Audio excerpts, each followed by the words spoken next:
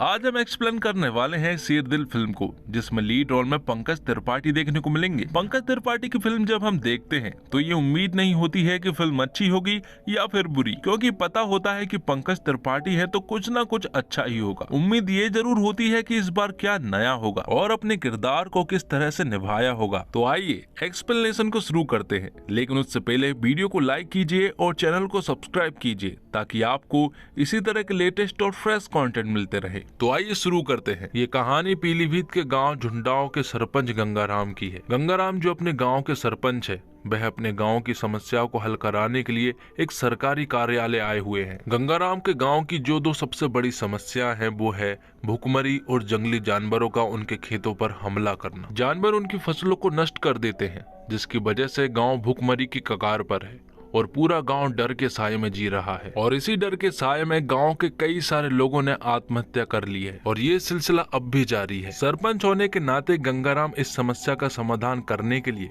सरकारी ऑफिस के चक्कर लगाता है, लेकिन चप्पलें घिस जाने के बावजूद उसे सफलता नहीं मिलती। अब गंगाराम जब एक हफ्ते बाद अपने घर पहुँचता है तो वो अपनी बीवी और अपनी माँ को बताता है कि एक हफ्ते सरकारी कार्यालय में चक्कर लगाने के बाद उसने अस्पताल में कुछ चेकअप करवाए और अस्पताल से उसे पता चला कि उसे खून का कैंसर है, जो कि 4th स्टेज का है और अब उसके पास सिर्फ 3 ही महीने बचे हैं। और ये बात सुनने के बाद गंगाराम के पूरे परिवार में सन्नाटा पसर जाता है। अगले दिन सरपंच गाँव के सभी लोगों को बुलाता है और उन्हें अपने कैंसर वाली बात बताता है कि उसके पास सिर्फ 3 ही महीने बचे हैं। साथ में वो गांव वालों को ये भी बताता है कि एक हफ्ते के लिए जब वो शहर गया था तो उसने वहां से क्या योजना लेकर आया। गंगाराम गांव का एक ऐसा मुखिया है जो गांव की भलाई और सुख समृद्धि के लिए किसी भी हद तक जा सकता है। अब क्योंकि सरकारी कार्यालयों से तो उसे कोई भी मदद नहीं मिली थी, तब वो उन्हें बताता है कि जब वो शहर से वापस लौट रहा था तो उसने जंगल के पास एक बोर्ड देखा जिस पर लिखा था, यह क्षेत्र टाइगर रिजर्व एरिया है।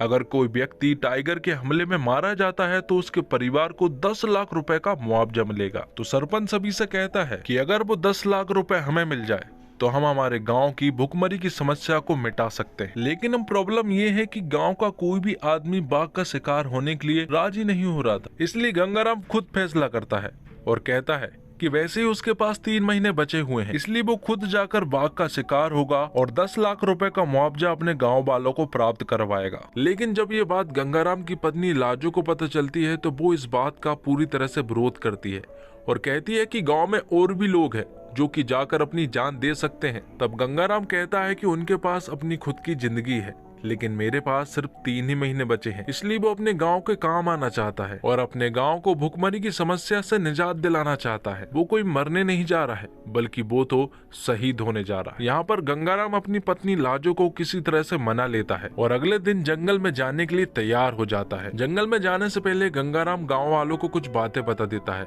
वो उनसे कहता है कि जैसे ही वो बाघ उसे मारे तो उसके बचे अवशेष को खेत में लाकर डाल दे, तभी उन्हें मुआवजा मिलेगा। लेकिन गांव वालों का सवाल ये था कि जंगल इतना बड़ा है और गंगाराम कहां पर मरेगा ये बात उन्हें कैसे पता चलेगी। तो गंगाराम उनसे कहता है कि वो अपने साथ कुछ रॉकेट लेकर जा रहा है और जैसे ही वो बाघ उसके पास आएगा तो गंगाराम उन रॉकेट को आसमान में छोड़ देगा। इसलिए वो गाँव वालों से विनती करता है कि वो अपनी नजरों को आसमान पर टिका कर रखे। जाने से पहले वो अपने पंडित जी से आशीर्वाद भी लेता है। पंडित जी उसे आशीर्वाद देते हैं कि जुग जुग जियो। तब गंगाराम उनसे कहता है कि अगर वो जुग जुग जिया तो उसके गांव वाले मुसीबत में आ सकते हैं, इसलिए उसे कुछ ऐसा आशीर्वाद दो जिससे कि उसका उद्धार हो जाए। तो पंडित जी उसे आशीर्वाद देते हैं कि उसकी मनोकामनाएं पूरी हो। अब गंगाराम अपने सफर के लिए घने जंगल में निकल पड़ता है और गांव वाले टकटकी लगाकर आसमान की तरफ देखने लगते हैं कि कब गंगाराम रॉकेट से उन्हें सिग्नल देगा। अब गंगाराम अपने सफर पर निकल पड़ता है। जंगल में जाने के बाद उसे कई सारे जानवर तो मिलते हैं, लेकिन बाघ नहीं मिलता। जंगल में घूमते घूमते यूं ही 2-4 दिन गुजर जाते हैं,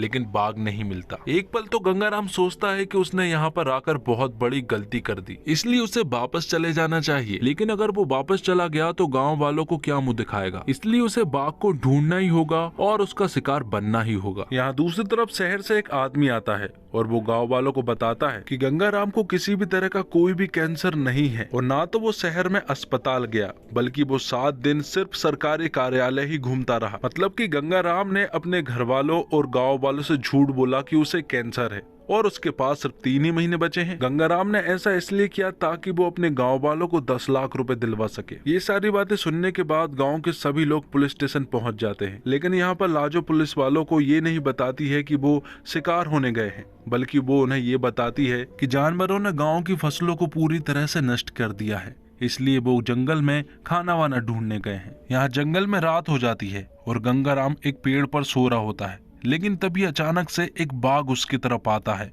और इससे पहले कि वो रॉकेट जला पाता, उसका पैर एक जाल पर रखा जाता है, जिसकी वजह से गंगाराम पेड़ से उल्टा टंग जाता है। अब बाघ उसे आसानी से मार सकता था और जैसे ही बाघ उसकी तरफ बढ़ता है, पीछे से एक आदमी उस बाघ को गोली मार देता है। अब अगली सुबह में पता चलता है कि जिस आदमी ने उस बाघ को गोली मारी थी उसका नाम जिम अहमद है और वो एक शिकारी है। वो जंगलों में बाघ का शिकार करता है और इंटरनेशनल मार्केट में उन्हें महंगे दाम में बेचता है। यहाँ गंगाराम भी जिम को सब कुछ बता देता है कि वो जंगल में आया क्यों है। वो कहता है कि वो जंगल में बाघ को मारने के लिए नहीं, बल्कि उसके हाथ मरने के लिए आया है। जिम उससे कहता है कि वह तो बहुत अजीब तरह का आदमी है, तो गंगाराम उससे कहता है कि वो अजीबो और गरीब तरह का आदमी है। तो जिम बाघ का शिकार करेगा, इससे गंगाराम को कोई भी प्रॉब्लम नहीं है, लेकिन वो जिम से कहता है कि पहले बाघ मेरा शिकार करेगा, उसके बाद तुम बाघ को मार देना। तो जिम भी उसकी बात मान लेता है और दोनों ही आगे बढ़ने लगते हैं। आगे बढ़कर दोनों काफी अच्छी बातें करते हैं, जहाँ पर जिम उसे अच्छी बातें बताता है और जिस तरह से गंगाराम ने ये कदम उठाया है उसके लिए जिम उससे कहता है कि ऐसा नेता तो दिल्ली में होना चाहिए। तो गंगाराम उससे कहता है कि झुंडाओं का दिल ही उसके लिए दिल्ली है और अपने गांव के लिए वो कुछ भी कर सकता है। गंगाराम का खाना खत्म हो चुका था। अब क्योंकि गंगाराम शाकाहारी था,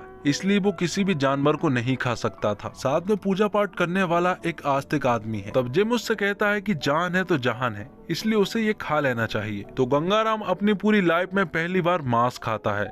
जिम मुझसे पूछता है कि अगर ये मांस गाय का होता तो क्या वो खाता? तो गंगाराम मुझसे कहता है कि वह भूखा मर जाता तब भी वो उस मांस को नहीं खाता, क्योंकि गाय हमारी माता है। अब दोनों फिर से आगे बढ़ते हैं। आगे जाने के बाद उन्हें एक पेड़ पर बाघ के कुछ पंजे दिखाई देते हैं। बाघ ने उन पेड़ों पर अपने पंजों से स्क्रैच किया हुआ था, जिससे उन्हें पता चलता है कि बाघ आजू बाजू ही कहीं है। जिम गंगाराम से कहता है कि एक बाघ रोज 10 से 15 किलोमीटर चलता है, इसलिए हमें भी उतना ही चलना होगा अगर हमें बाघ ढूंढना है तो। यहाँ दूसरी तरफ गांव वाले आसमान की तरफ टकटकी लगाकर बैठे हुए थे कि कब गंगाराम उन्हें आसमान में रॉकेट का सिग्नल देगा। गंगाराम जिम से सवाल पूछता है कि ये जंगल कितने सालों से खड़ा होगा। तो जिम उसे बताता है कि सालों से नहीं बल्कि सदियों से खड़ा है। याद रखना, हम सबसे पहले, जानवर कीड़े मकोड़ों से भी पहले, इस धरती पर जीवन की शुरुआत से भी पहले अगर वो कुछ था तो वो जंगल ही था। हम थे तब भी जंगल था, हम हैं तब भी जंगल है, और हम नहीं रहेंगे तब भी जंगल ही होगा। यहाँ एक ऑफिसर पुलिस वाले से जिम की बात कर रहा होता है। उनकी बातों से हमें पता चलता है कि जिम एक बहुत बड़ा शिकारी है और वो अक्सर बाघों को मारा करता है और उन्हें इंटरनेशनल मार्केट में बेचा करता है। जिम उनके हाथों कई बार लग चुका है लेकिन पकड़ा नहीं गया, इसलिए वो ऑफिसर पुलिस वाले से कहता है कि इस बार जिम को पकड़ना नहीं है बल्कि उसे इस बार गोली मार देना है। यहाँ जंगल में गंगाराम और जिम थोड़े और आगे बढ़ते हैं। आगे जाने के बाद उन्हें शेर के पंजे और उसकी पोटी दिखाई देती है। जिम को बाघ के बारे में पूरी जानकारी थी, इसलिए वो उस बाघ के पंजे को देखकर गंगाराम को बताता है कि ये T-22 का पंजा है। साथ में वो उसे ये भी बताता है कि फॉरेस्ट वाले इन्हीं पंजों को देखकर उन्हें ट्रैक करते हैं। और उसकी पोटी को देखकर जिम गंगाराम को बताता है कि इसकी पोटी को देखकर ये समझ आ रहा है कि उस बाघ का कई दिनों से पेट खराब चल रहा था। इसका मतलब ये है कि T-22 यहीं कहीं होगा। लेकिन अब रात भी होने वाली थी और उन्हें भूख भी लग रही थी, इसलिए वो एक जगह पर रुक जाते हैं और खाना वगैरह खाने लगते हैं। लेकिन एक खराब मांस के खाने के कारण उन दोनों का पेट खराब हो जाता है, इसलिए फिर दोनों ही साथ में संडास करते हैं। संडास करते करते दोनों बात भी कर रहे होते हैं, जिसमें जिम कहता है कि हमें हमारे धर्म बताते हैं कि हमें क्या खाना चाहिए और क्या नहीं खाना चाहिए, लेकिन अंत में सब कुछ टट्टी ही बन जाता है, जिसमें ना कोई धर्म का भेद है और ना जाति का, सबकी बराबर एक जैसी। और वक्त के साथ साथ हम भी वही बन जाते हैं। वक्त हमें खाया जाता है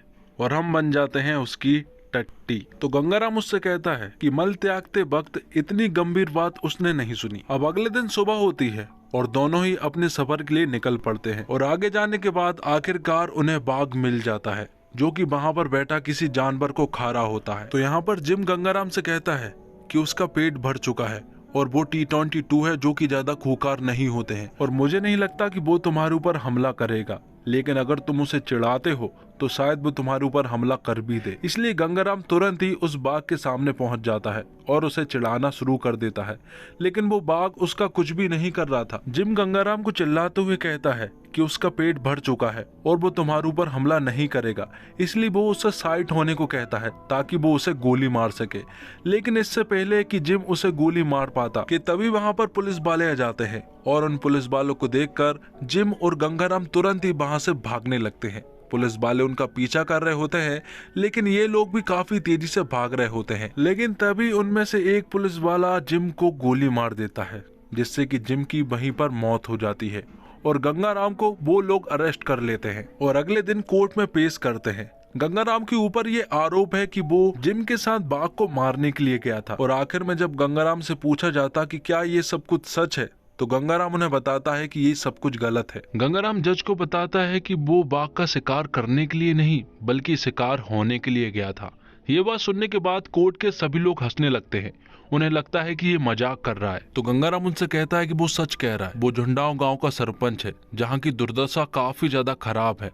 लोग भूखमरी से मर रहे हैं। उसने सरकारी कार्यालयों के इतने चक्कर लगाए कि उसकी चप्पलें छिन गई, लेकिन उसे कोई भी समस्याओं का हल नहीं मिला। और जब वो वापस आ रहा था तो उसने बोर्ड पर एक सूचना देखी जिस पर लिखा हुआ था कि बाघ अगर इस जंगल के आसपास किसी आदमी को मारता है तो उसे 10 लाख रुपए मिलेंगे। तो घर वालों और परिवार वालों से झूठ बोलकर वो जंगल में चला गया शिकार होने के लिए, जहाँ पर जाकर उसे जिम अहमद मिला, जो कि बाघ का शिकार करने वाला शिकारी था। लेकिन वो उसका साथ नहीं दे रहा था, बल्कि वो तो उसे बाघ के पास तक ले जाने वाला था। लेकिन इससे पहले ही कुछ ऑफिसरों ने उसे गोली मार दी। इन सारी बातों को कोर्ट में बैठा एक पत्रकार सुन लेता है। अपने गांव को बचाने के लिए गंगाराम की इस कहानी को वो पत्रकार कवर बना लेता है और ये कहानी धीरे धीरे चल के पूरे देश में वायरल हो जाती है।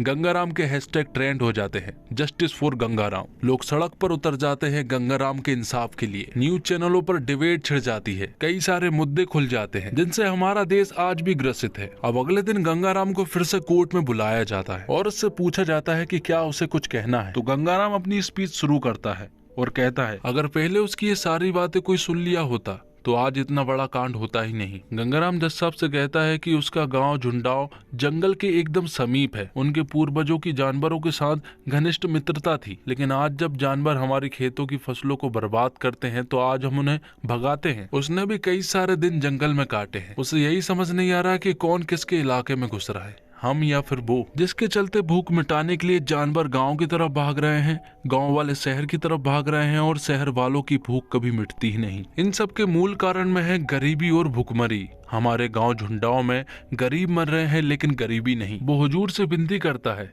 कि जिस तरह जानवरों की देखरेख के लिए कुछ लोगों को ड्यूटी पर रखा गया है, उसी तरह हमारी देखरेख के लिए भी कुछ लोगों को ड्यूटी पर रखा जाए, वरना कुछ दिनों बाद हम गरीब भी विलुप्त हो जाएंगे। जैसे जानवर की सुरक्षा के लिए सरकार उनका संरक्षण करती है, उसी तरह हमारा भी संरक्षण किया जाए, वरना कुछ सालों बाद हम अजायब घर में मिलेंगे। अब आगे कोर्ट का फैसला सुनाया जाता है और वो फैसला गंगाराम के पक्ष में जाता है। गंगाराम पूरे देश में फेमस हो चुका था कि कैसे एक सरपंच अपने गांव के लिए अपनी जान देने के लिए निकल पड़ा था। अब आखिर में गंगाराम और उसकी पूरी फैमिली का सम्मान तो किया जाता है, जगह जगह पर उसके ऐड भी कराए जाते हैं, लेकिन फिर भी उनके गांव तक योजनाएं नहीं पहुंच सकी। आखिर में एक मंत्री गंगाराम को उसके गांव की तरफ लेकर जा रहा होता है। गंगाराम को ये उम्मीद थी कि शायद वो मंत्री गाँव में कोई योजना शुरू करेगा, लेकिन ऐसा कुछ नहीं हुआ। दरअसल वो मंत्री तो गंगाराम के सहारे उस जंगल में एक पार्क खोलना चाह रहा था ताकि वो वहाँ से काफी सारा पैसा बना सके। आखिर में गंगाराम उस कार को रुकवाता है और जंगल में टॉयलेट करने के लिए जाता है।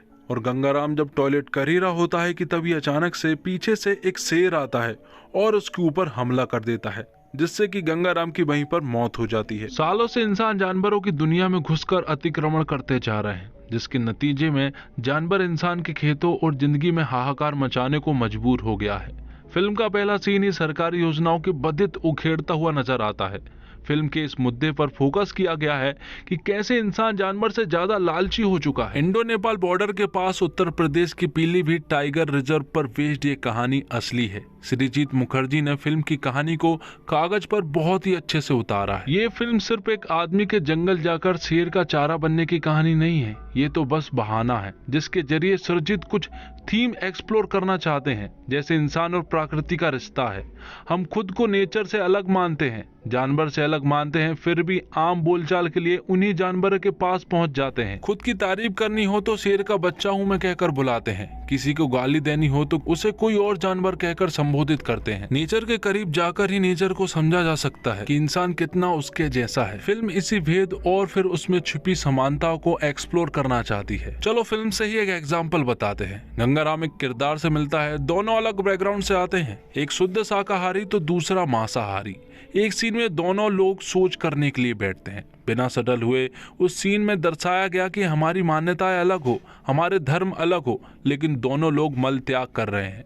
ये सीन पूरी तरह का एक एक्सेस कैरी करती है, भले ही कुछ लोगों को ये सुनने में अजीब लगे। मेकर्स की मंशा ही थी कुछ अजीब बनाने की। शुरुआत की फिल्म के ह्यूमर से आप खुद को ऐसे मौके पर हंसते हुए पाएंगे जहां आप सोचेंगे कि यार हंसना नहीं चाहिए। जैसे जब गंगाराम जंगल यात्रा शुरू कर रहा होता है तो पंडित जी उसे जुग जुग जियो का आशीर्वाद देता है, जिस पर गंगाराम कहता है कि हम जिएंगे तो बाकी लोग मर जाएंगे। किसी ने कहा है ट्रेजिक से ट्रेजिक सिचुएशन में भी आपको ह्यूमर के निशान मिल जाएंगे। ये बात फिल्म देखते हुए कई बार याद आई। तो दोस्तों उम्मीद करता हूँ आपको वीडियो पसंद आई होगी। वीडियो आपको अगर जरा से भी अच्छी लगती है तो वीडियो को लाइक जरूर कीजिएगा और चैनल को सब्सक्राइब कीजिएगा, साथ ही अपने दोस्तों के साथ शेयर भी जरूर कीजिएगा। मिलते हैं अगली एक और धमाकेदार वीडियो के साथ, तब तक के लिए जय।